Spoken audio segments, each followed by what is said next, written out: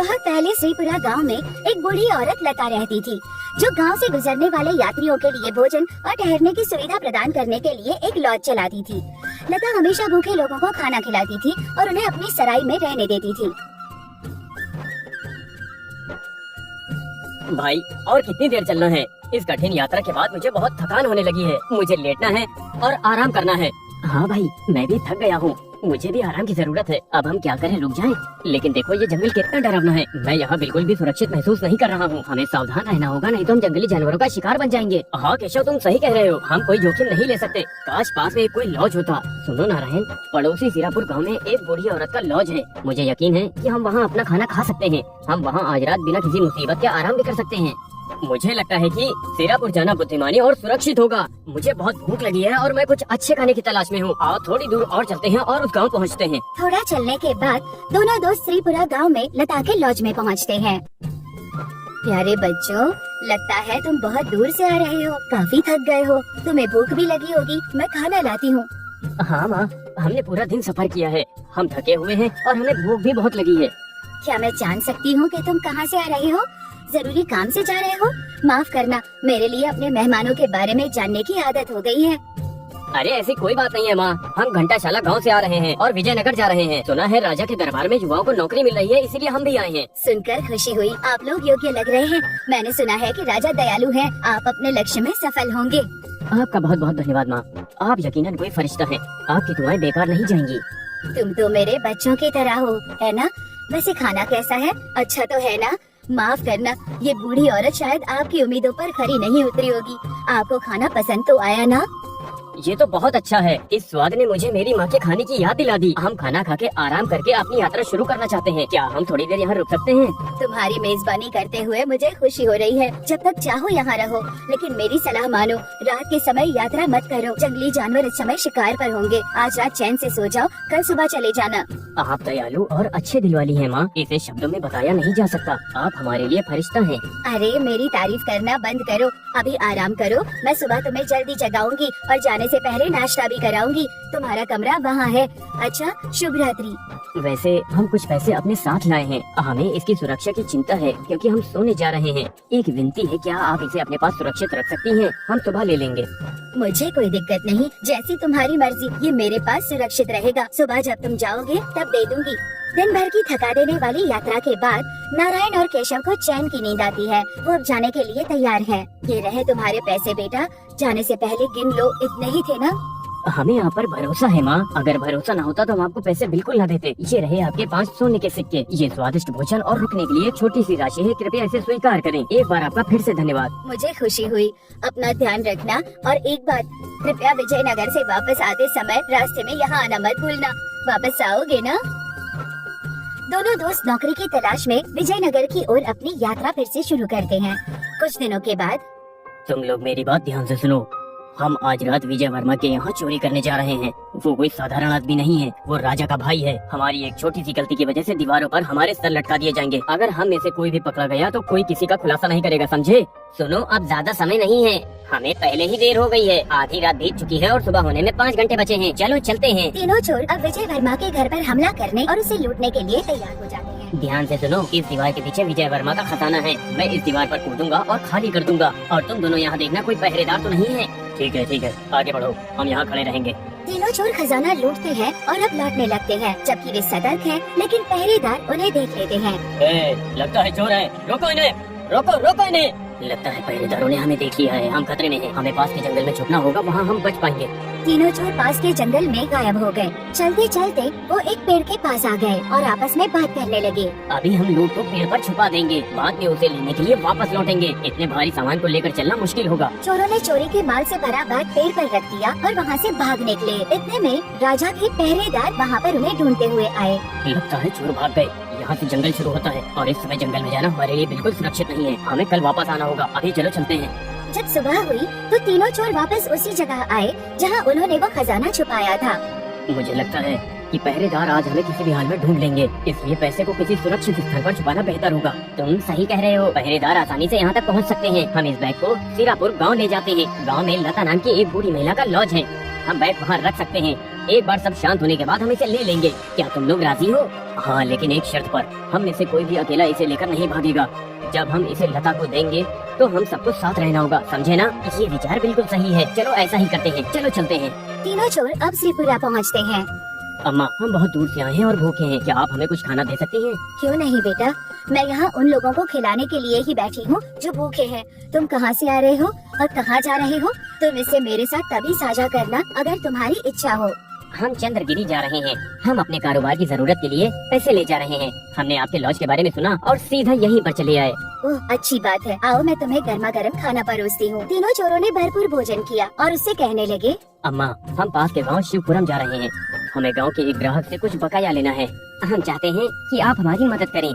हम अपने साथ पैसे ले जा रहे हैं। हमें सड़क किनारे लुटेरों का डर है और हमें वापस आने में 2-3 दिन लग सकते हैं। कृपया इस पैसे को आप अपने लॉज में कुछ दिन के लिए रख सकती हैं। जब हम चंद्रगिरी वापस जाएंगे तो हम आपसे वापस ले लेंगे। ठीक है बेटा, कोई बात नहीं, इसे यही छोड़ दो। मैं भरोसा दिलाती हूँ कि ये यहाँ सुरक्षित रहेगा, ठीक है? लेकिन अम्मा, एक शर्त है। आप हमें पैसा तभी वापस देंगी जब हम तीनों साथ में मांगेंगे। आप किसी अकेले को नहीं देंगी।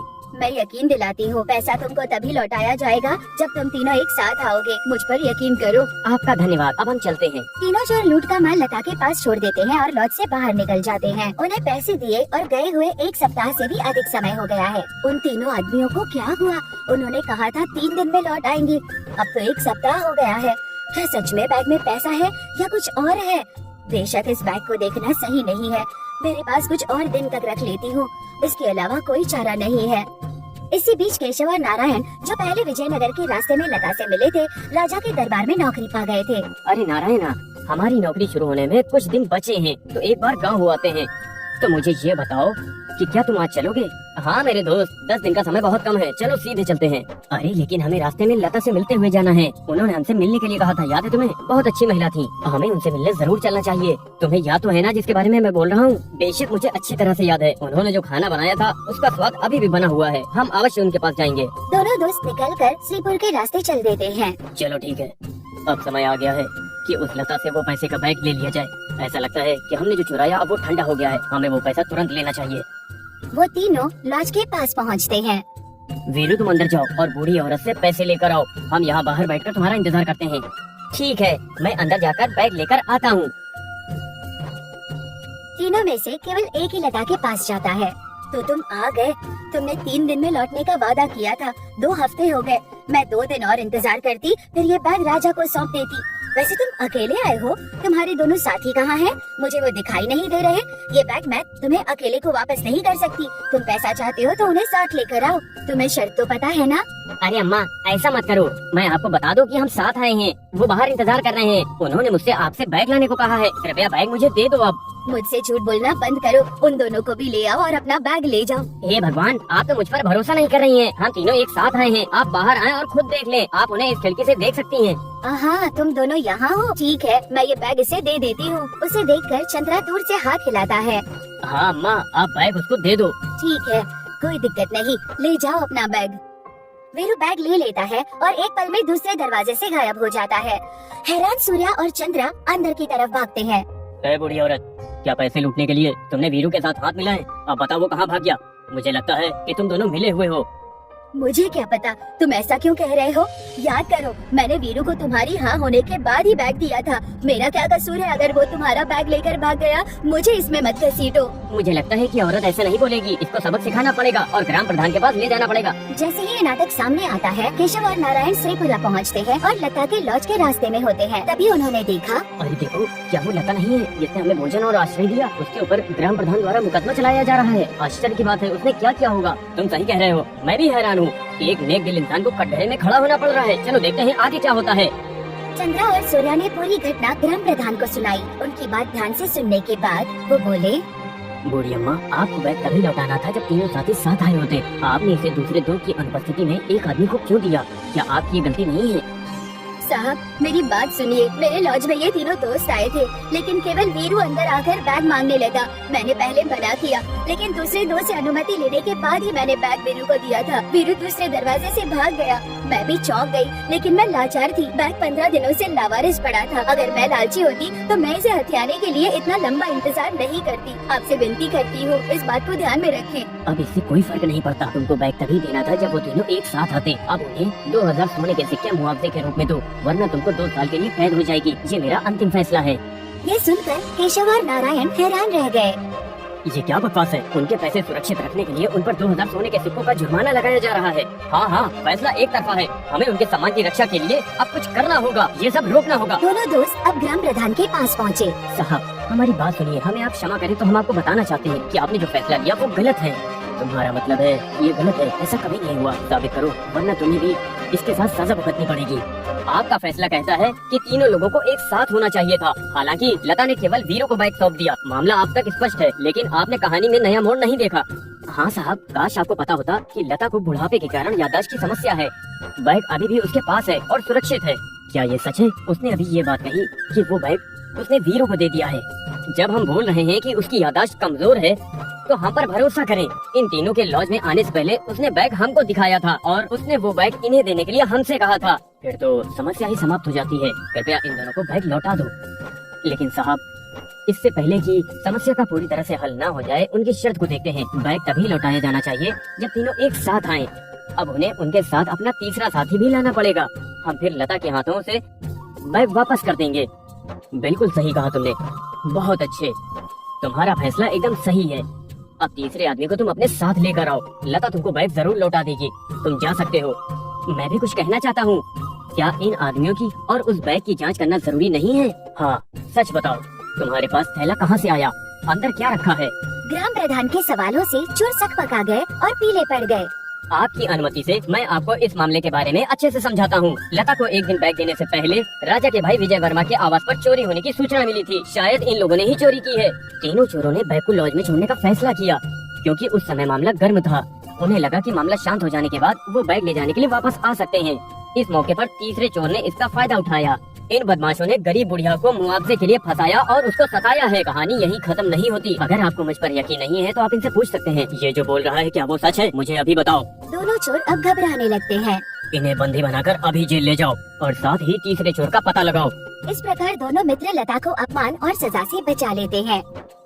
बेटो, अगर तुम नहीं होते तो मुझे जेल में डाल दिया गया होता, क्योंकि मैं कभी 2000 सोने के सिक्के नहीं दे पाती। आपने हमें खाना खिलाया। आपको खतरे से बाहर निकालना हमारा कर्तव्य था। अच्छा ठीक है, मुझे बताओ स्वादिष्ट भोजन कहाँ है? हमें भूख लगी है। तुम्हारे माता पिता को तुम पर गर्व होगा। चलो अब चलते हैं। मैं अपने बेटों के लिए सबसे स्वादिष्ट भोजन पकाने जा रही हूँ। केशव और नारायण उस मासूम बूढ़ी औरत की मदद करना नहीं भूले जिसने उन्हें भूख लगने पर खाना खिलाया था। अगर इस कहानी ने आपका दिल जीत लिया है तो कृपया इसे लाइक करें, कमेंट करें और चैनल को सब्सक्राइब करें।